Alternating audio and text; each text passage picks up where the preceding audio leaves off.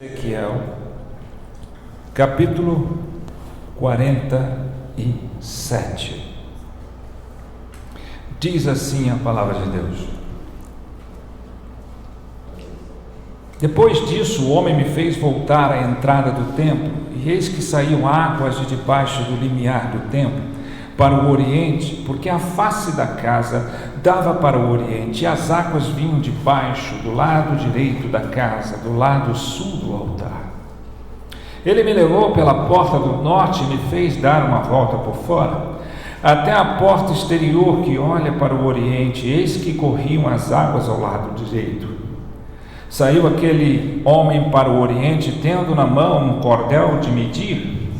Mediu 1000 côvados e me fez passar pelas águas que me davam pelos tornozelos. Mediu mais 1000 e me fez passar pelas águas que me davam pelos joelhos. Mediu mais 1000 e me fez passar pelas águas que me davam pelos lombos. Mediu ainda outros 1000, e era já um rio que eu não podia atravessar, porque as águas tinham crescido, águas que se deviam passar a nado, rio pelo qual não se podia passar. E me disse: viste isto, filho do homem? Então me levou e me tornou a trazer à margem do rio. Tendo eu voltado, eis que à margem do rio havia grande abundância de árvores, de um e de outro lado. Então me disse: estas águas saem para a região oriental e descem a campina e entram no mar morto, cujas águas ficarão saudáveis. Toda criatura vivente que vive em enxames viverá por onde quer que passe esse rio, e haverá muitíssimo peixe aonde chegar estas águas. Tornarão saudáveis as do mar, e tudo viverá por onde quer que passe este rio. Junto a ele se acharão pescadores, desde Engedi até Englaim. Haverá lugar para se estenderem redes. O seu peixe, segundo as suas espécies, será como o peixe do mar grande, multidão excessiva. Mas os seus charcos e os seus pântanos não serão feitos saudáveis, serão deixados para o sal. Junto ao rio, as ribanceiras de um e de outro lado, nascerá toda a sorte de árvore que dá fruto para se comer. Não fenecerá a sua folha, nem faltará o seu fruto. Nos seus meses produzirá novos frutos, porque as suas águas saem do santuário. O seu fruto servirá de alimento e a sua folha de remédio. Amém. Feche os teus olhos, vamos orar. Ó Deus, obrigado pela leitura da tua palavra, pelo livre acesso a ela. Obrigado, Senhor, porque precisamos te ouvir. Fala, Senhor. Fala conosco. Abre os nossos ouvidos espirituais, tira a nossa surdez, Senhor. Fala, Senhor, que de fato sejamos servos prontos a te ouvir. E ouvir, Senhor, não é apenas escutar a tua voz, é atender a tua voz e fazer aquilo que o Senhor tem falado a nós. Fala, Senhor, em nome de Jesus. Amém. Amém. Esse texto fala sobre as águas purificadoras, a torrente de águas purificadoras. É engraçado porque, se é que eu posso dizer assim, né? Nós deveríamos, quando digo nós, eu digo todos aqueles que creem, todos aqueles que foram eleitos, todos aqueles que foram separados por Deus, lá na eternidade pretérita, porque Deus nos escolheu lá, antes de sermos formados. Deus nos elege na eternidade e nos chama no tempo. Por isso que muitas vezes o chamado é diferente para um e para outro, porque nós temos um chamado geral, que é o pregar do Evangelho. A pregação do Evangelho é o chamado geral, é um despertamento de todos pelas verdades do Senhor, pela verdade única que é Cristo Jesus, pelo poder do Evangelho e a obra de Deus em nossas vidas. E temos um chamado especial, que é aquele chamado que Deus chama aqueles que de fato foram escolhidos, eleitos de Deus, separados de Deus.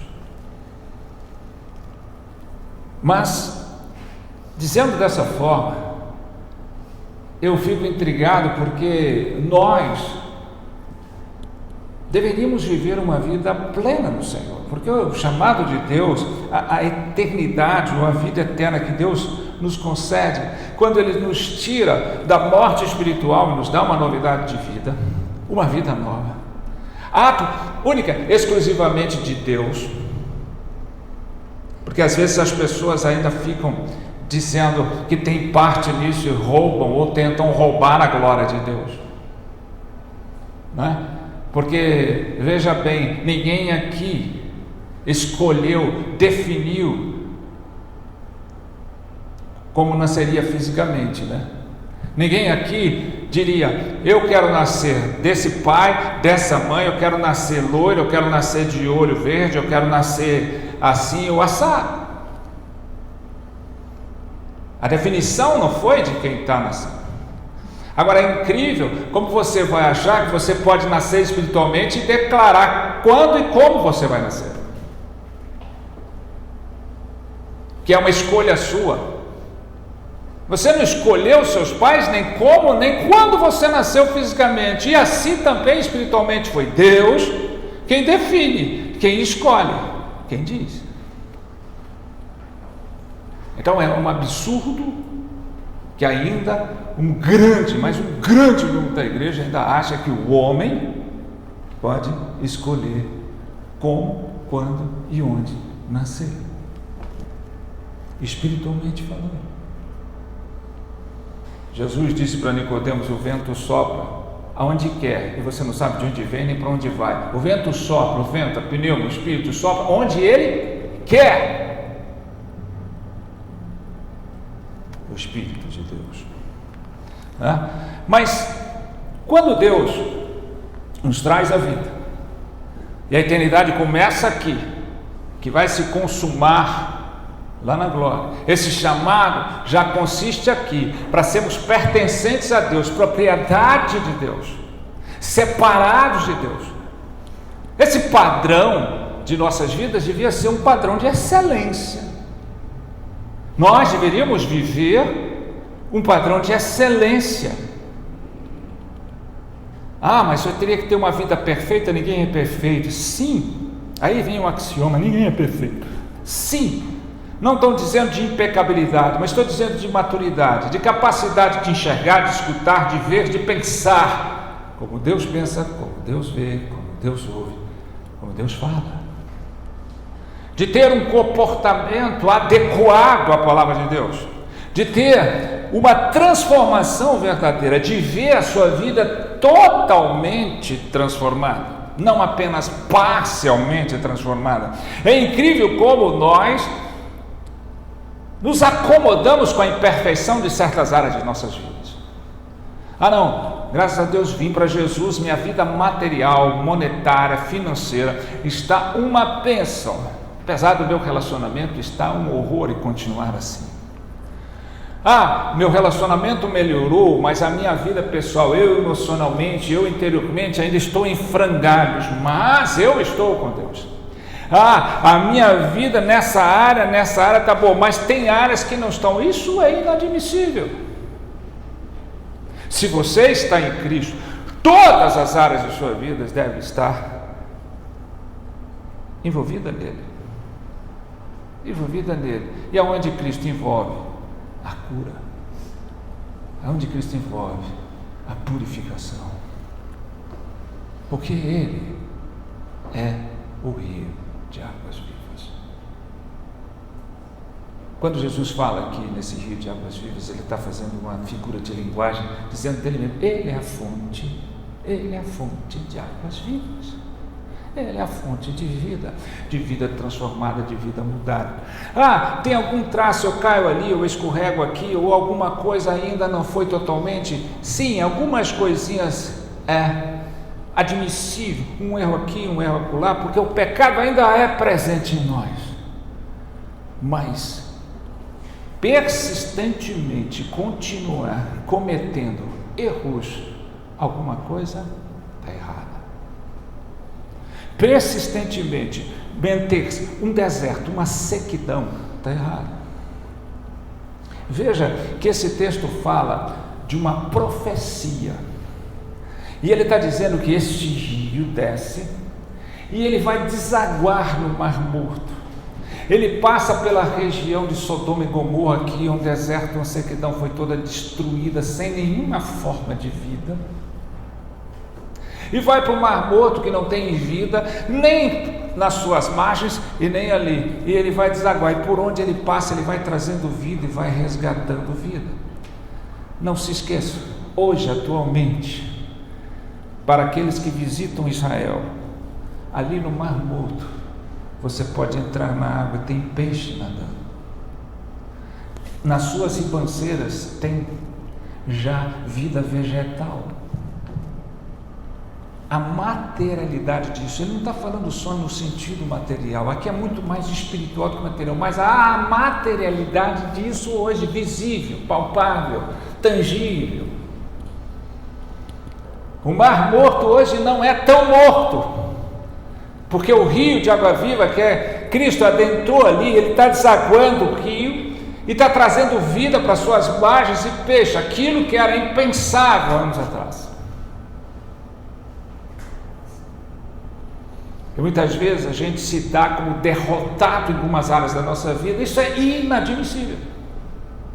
Por que tem áreas da nossa vida que não virou um jardim de Deus e continua sendo um deserto de homens? Continua sendo seco, sem vida, sem fruto.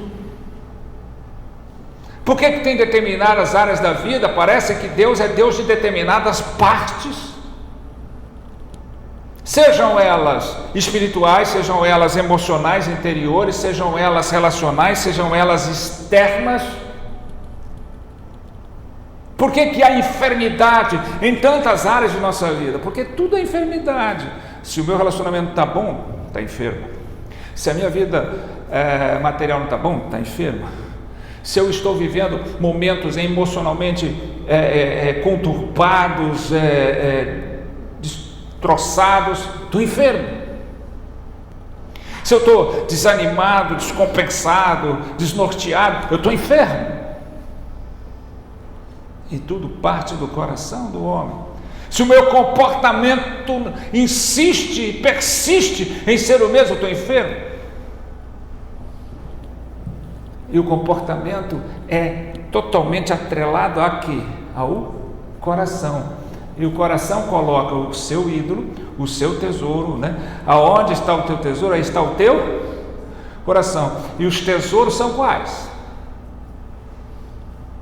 E talvez você fique imaginando, bem que eu não sou assim, é o outro, porque a gente sempre está imaginando mais o outro, né? O outro e não a gente. E quantas vezes eu não destrono os ídolos da minha vida? Esses ídolos que ocupam lugar no meu coração, ídolos como pessoas. Se a minha esposa virar meu ídolo, está errado. Se meus filhos virarem meus ídolos, estão errados. E o maior de todos, o ego. O ego, o orgulho. Mas vamos lá, né? Porque quando a gente fala em purificação, nós não falamos só em cura do presente, nós falamos em cura do passado.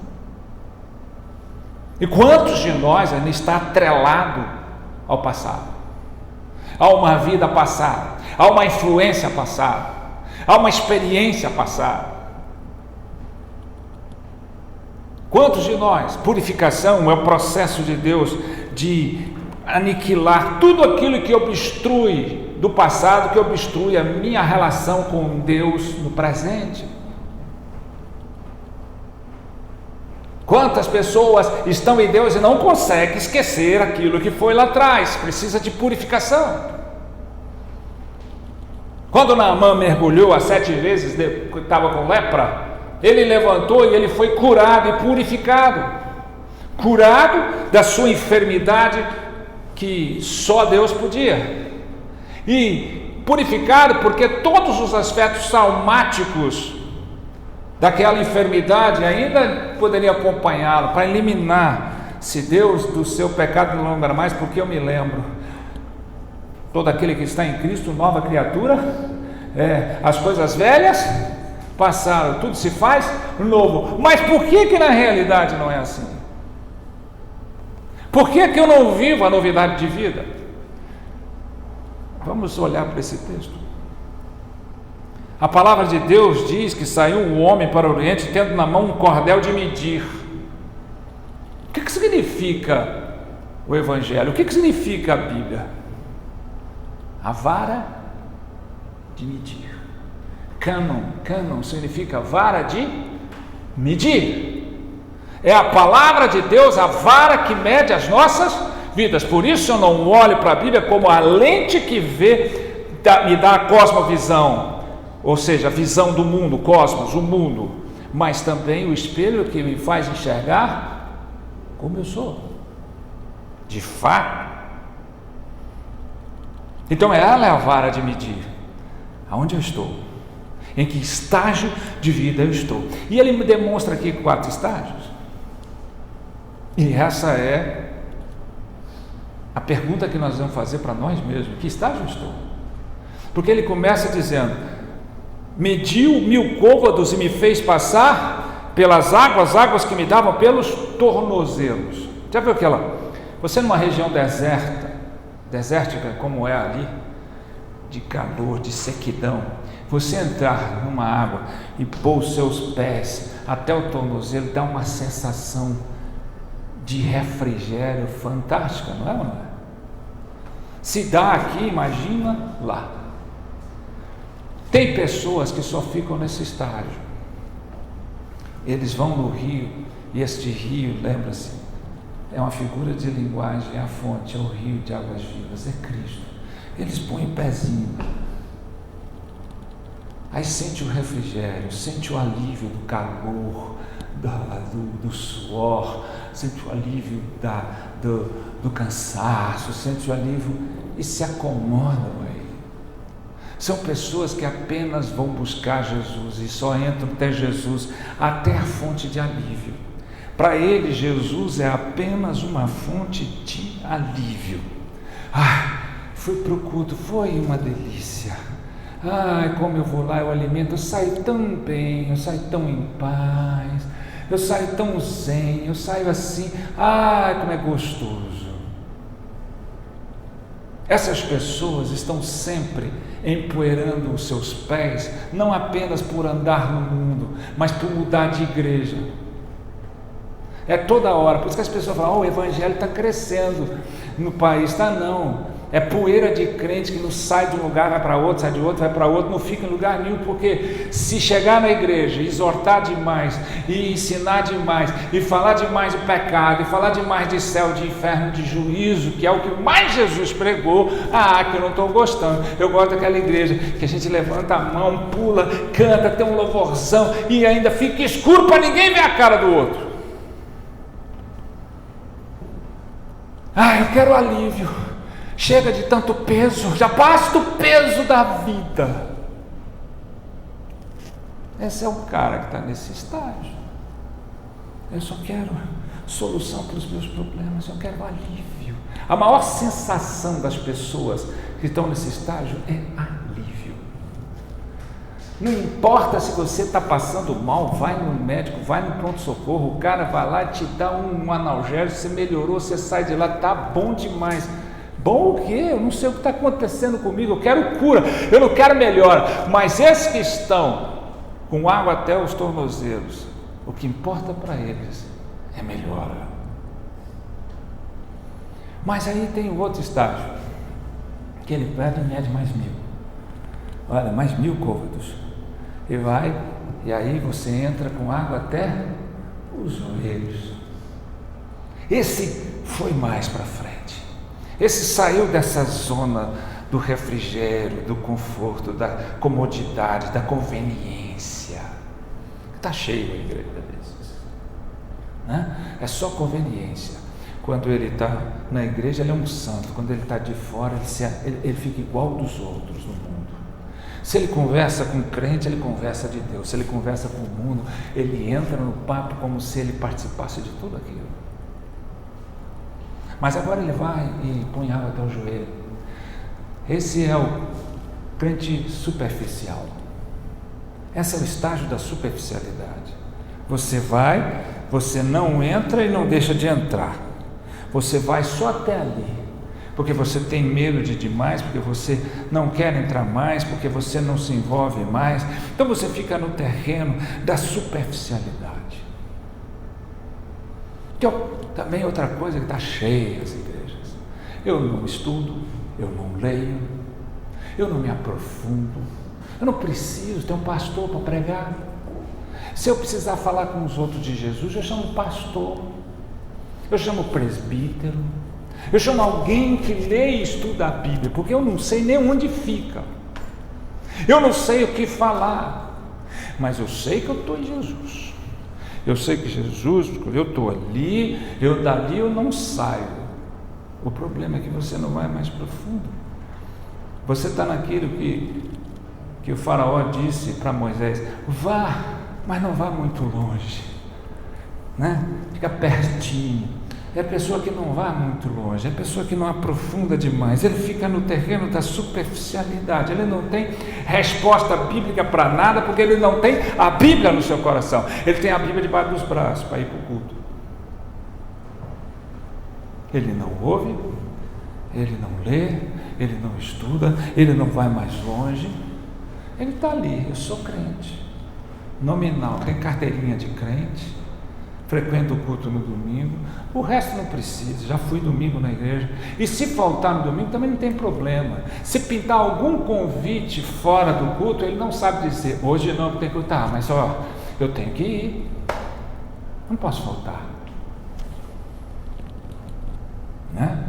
Uma hora ou outra você tem alguma complicação, alguma agenda que te impeça de vir ao culto, mas quando isso é continuamente na sua vida, alguma coisa está errada. Não fui na reunião porque chegou visita em casa. Não fui porque era festinha de não sei o quê. Não fui porque eu queria ver não sei o quê. Esse é o crente superficial. Agora, quando aperta, ele vai com tudo e ainda reclama e exige de Deus. Mas ele está ali. Ele não tem argumento, ele não tem nada, ele canta, ele louva, ele bota decalque no carro, ele fala da igreja dele, ele fala do pastor dele, ele fala de Jesus, mas ele não vive Jesus. Se apertar um pouquinho dele, não sai nada, sai muito pouco, Se perguntar alguma coisinha mais, ele já sai fora, porque agora como é que eu faço? Nem orar com os outros ele ora. Por quê? Porque ele não sente quente, ele acha que orar tem que ter curso, é o pastor, é o presbítero que pode orar, porque eu não sei orar com os outros. Como não? Você foi chamado por Deus para ser discípulo de Jesus, você foi chamado por Deus para ser luz, para ser sal, não apenas para ficar sentado vendo a banda passar. Aí você não para aí, esse homem continua a medir em meio de mais 1000, e aí a água dava onde? Nos ombros. Opa, esse aí foi mais longe.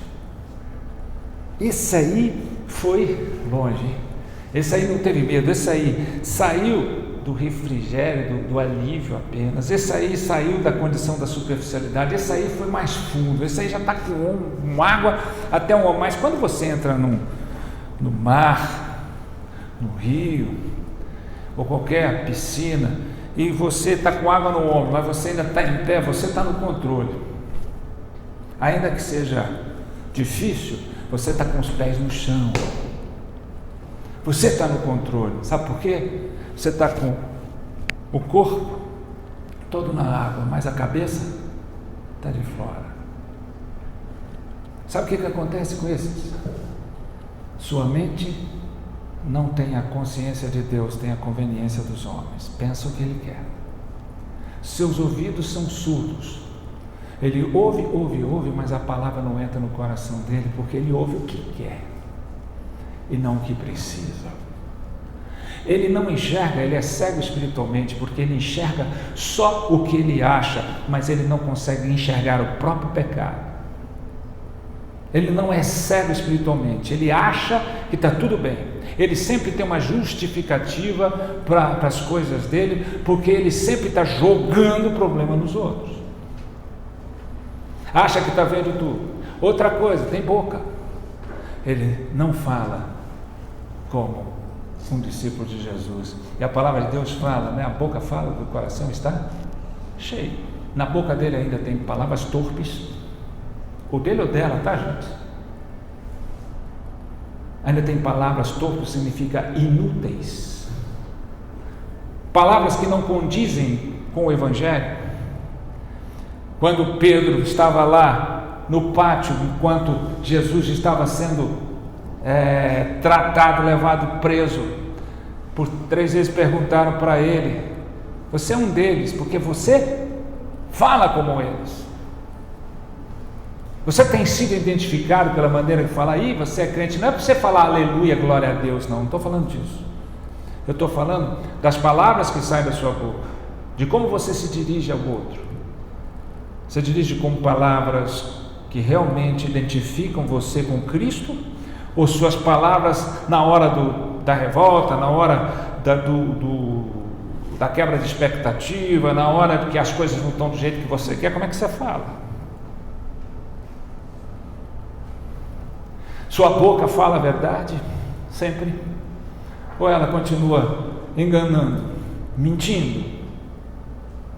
Seus olhos estão enxergando de fato quem você é e o que você deve fazer? Estão enxergando o pecado seu? Ou ele só enxerga o pecado dos outros? Os seus ouvidos estão ouvindo o que Deus está falando? Passa anos ouvindo a palavra de Deus e não muda nada. Por quê? Ouvido surdo. Surdo espiritual. As pessoas não esquecem. Jesus disse: abrirei os olhos, abrirei os ouvidos para que ouçam e os olhos para que vejam. Se você não está vendo, os olhos espirituais estão fechados, cegados, os seus ouvidos estão surdos e a sua boca está suja. Sua mente faz o que você quer. Então tem gente que a cabeça está de fora. Esse é o cara que está há anos, está ali. Não, Jesus, ele fala de Jesus, ele não tem vergonha de dizer que ele é de Jesus, ele assume até liderança de igreja. Mas ele faz o que ele pensa, ele faz o que ele quer, ele dá do jeito que ele quer, as coisas são do jeito que ele pensa. Ele continua achando que certas coisas ele não vai fazer porque ele acha que é assim, porque ele não acha que é certo, porque ele só se move naquilo que ele pensa, quando, como e onde ele acha que é certo. Mas esse cara está com água até os lombos. E aí você tem o quarto, mede mais 1000 côvados e já não dá mais para atravessar, já não dá mais para fazer, porque nesse estágio você não consegue mesmo, você tem que tirar os pés do chão. Nesse estágio você tem que se deixar ser totalmente envolvido por Deus, totalmente envolvido, levado por Deus. Não se pode passar, não tem jeito de passar, mas o Espírito me levou e me trouxe, me levou e me trouxe. Ou seja, eu estou totalmente envolvido dos pés à cabeça. Esse é o estágio da verdadeira igreja. Esse é o estágio do verdadeiro crente. Onde está você? Esse é o estágio da dependência total de Deus. Para você admitir Deus na sua vida, para você admitir a verdade na sua vida, não basta, não precisa envolver, mas para você reconhecer realmente Jesus em sua vida, você tem que estar totalmente envolvido, porque para admitir não precisa se envolver, mas para reconhecer, você precisa estar totalmente envolvido. Não, eu não me envolvo, não, eu não busco, não, eu vou do jeito que eu quero, não, eu não quero ir no fundo, não, eu estou de boa, não, tá legal, assim tá bom, não. É aí que mora o problema. Sabe por quê? Porque dos 3 primeiros estágios, houve alguma mudança na vida deles? Não. Foi só no 4º estágio, onde, totalmente envolvido pelas águas do rio da vida, que é Cristo Jesus, e pelo impulsionar, levar e trazer do Espírito de Deus, é que quando ele volta, ele olha para as margens, elas estão todas cheias de árvores. A sequidão da sua existência foi transformada num jardim da presença de Deus. E aí ele consegue ver essas águas purificando, transformando a vida dele e através dele transformando a vida dos outros. Só quando este homem levou ao 4º estágio e que ele não tinha mais como fazer, e que ele tinha que entregar-se, que ele tinha que largar a mão do controle, que de fato ele tinha: Senhor, eis-me aqui, leva-me, Senhor, por onde queres, conduz-me, porque o Senhor não te chamou e não me chamou para que nós apenas tivéssemos a nossa salvação, nos chamou por um propósito, para que nós pertencêssemos a Ele e todos temos um propósito que o glorifica. Não é para ficar sentado satisfeito. E agora eu tenho que largar a mão, eu tenho que deixar que o Senhor me conduza por inteiro. Eu tenho que largar a mão do meu ego, eu tenho que largar a mão do meu orgulho, eu tenho que largar a mão da minha falsa segurança, eu tenho que tirar os pés do chão e tenho que mergulhar. Estar totalmente envolvido. Eu tenho que largar a mão do medo, porque eu vou estar envolvido no amor de Deus, aí não haverá mais medo, pois que o verdadeiro amor lança fora tudo, e quem teme não é aperfeiçoado em amor. Aí sim, aí ele vai me levar, e aí houve mudança. Então agora eu te pergunto, o problema do crente hoje não é pedir demais, é se contentar com pouco. Tem muito crente dando testemunho, Deus, de uma área da vida dele. Toda hora você vê em igrejas, em ministérios de testemunho: olha, minha vida financeira estava uma lástima, Deus veio e mudou a minha finança toda, hoje eu tenho isso, eu tenho aquilo. Olha, minha vida, eu estava enfermo, quase morrendo, desenganado, mas Deus veio e me curou. O problema, cadê o resto da área? Será que Deus é só parte? Olha, eu vou dar para você, quem escolhe? Você quer uma vida relacional boa? Ou você quer uma vida material boa? Ou você quer uma vida física boa? Ou você quer isso? Aí você possa pensar assim: mas e as enfermidades? E as condições inesperadas, circunstâncias? Nada disso interfere. Tem muita gente que está doente fisicamente, mas está muito mais saudável do que as pessoas que não têm nada fisicamente, porque a sua fé está intacta, o seu envolvimento com Cristo está completo, permanente, perfeito. Então eu me pergunto, por que a gente está vivendo por partes? Algumas estão boas e outras estão desérticas. Onde está o erro estratégico? Será que Deus é limitado? Será que a bênção de Deus é só específica? Será que o chamado de Deus para as nossas vidas é só uma área ou outra? Será que não é responsabilidade nossa de simplesmente nos deixar sermos governados e guiados pelo Espírito de Deus para nos envolver em Jesus? Você precisa entender que toda a obra redentora vem dos 3: o Pai elegeu, o Filho redimiu e o Espírito Santo conduz ao fim. Essa é a função de cada um. O Pai elege, o Filho redime e o Espírito Santo conduz. Mas eu preciso entender isso. Será que estágio eu estou vivendo? Até quando eu vou viver isso? Será até quando, em determinadas áreas da minha vida, eu vou comer de migalhas? Será até quando eu vou me auto-justificar? Será até quando que eu vou cometer os mesmos erros? Até quando? Será até quando que eu vou viver essa vidinha superficial? Será até quando que eu vou gostar só de água no tornozelo, só de alívio? Será até quando que Deus só vai comandar do peito para baixo, mas a minha cabeça quem manda sou eu? Será até quando eu vou mentir para mim mesmo? Vou me auto-enganar? Ou vou deixar que Deus transforme a minha vida?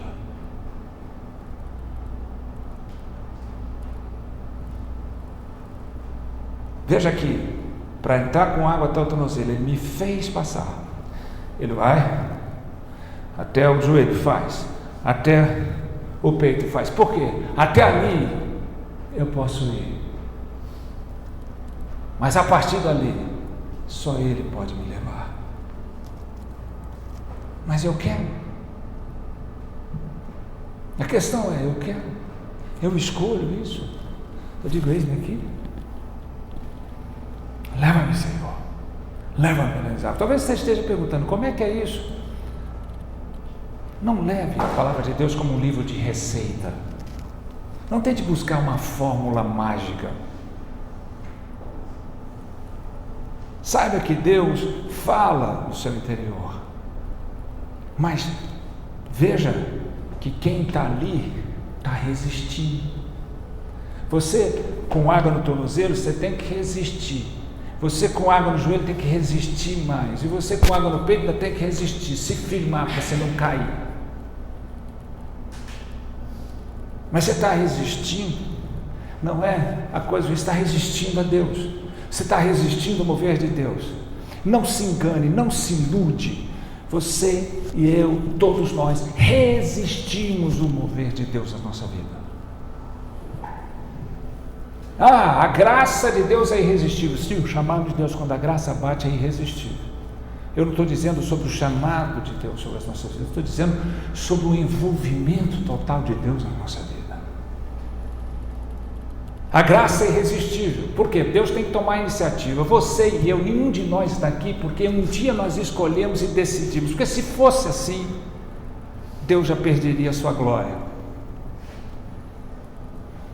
Se fosse assim, eu morto decido ressuscitar.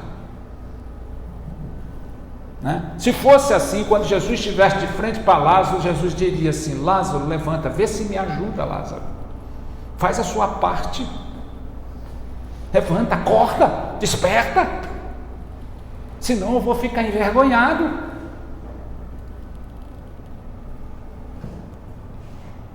Jesus morreu por todo mundo. Por que todo mundo resiste? Uma boa parte, uma grande parte resiste a Deus. Então, por quê? Então a morte de Jesus foi em vão. Ele não tem poder. Nenhum daqueles por quem Cristo morreu deixou de ser alcançado, porque Ele morreu pelas suas ovelhas, pelos seus. Então não é uma questão de escolha aqui, não é uma questão de eleição, é uma questão de posicionamento, de decisão.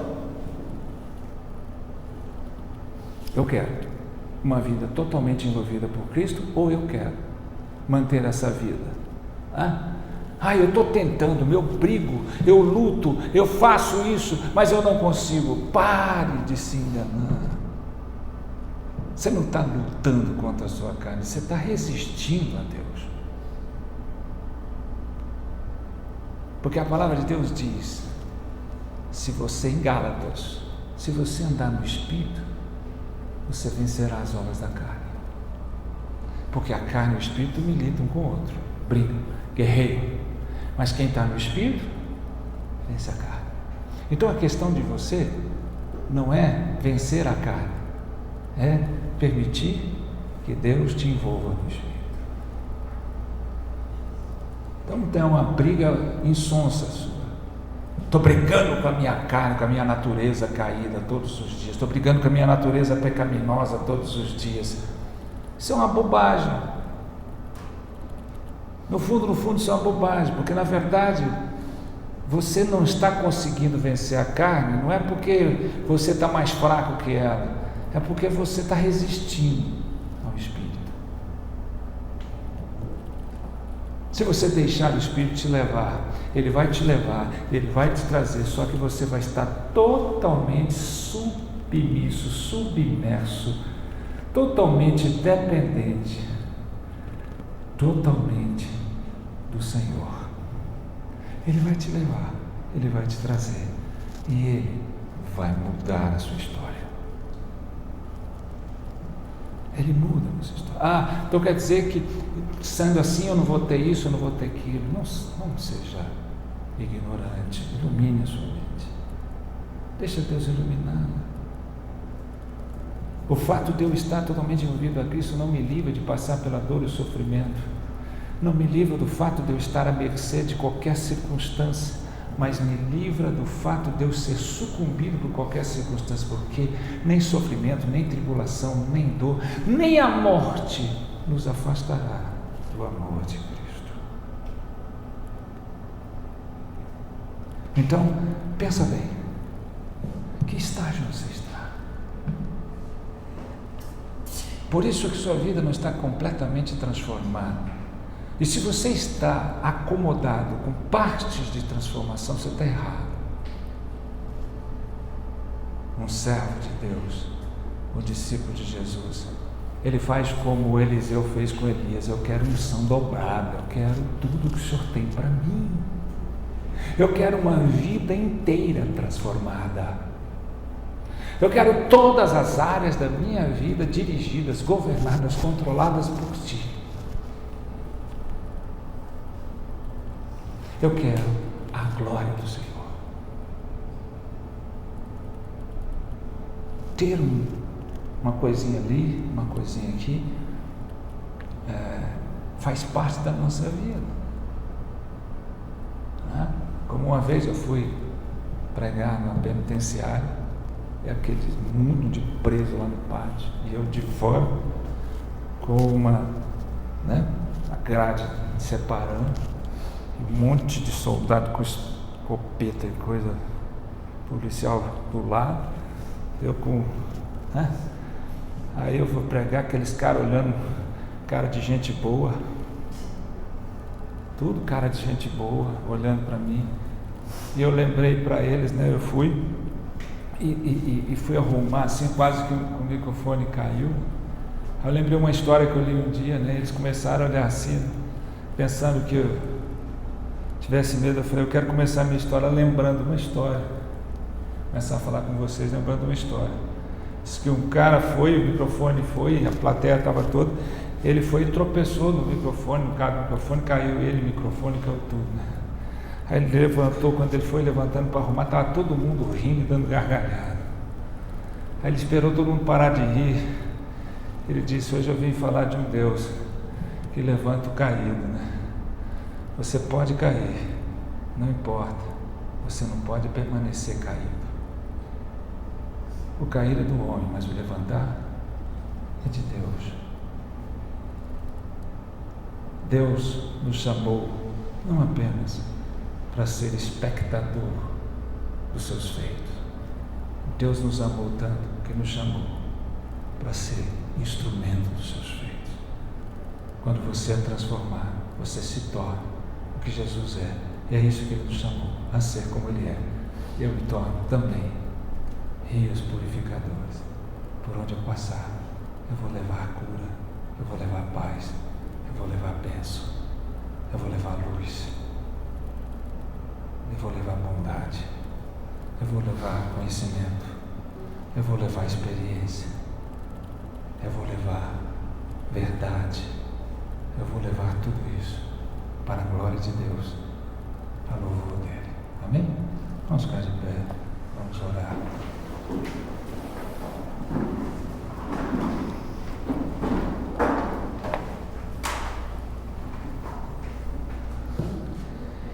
Feche os seus olhos e pense em que estágio você está.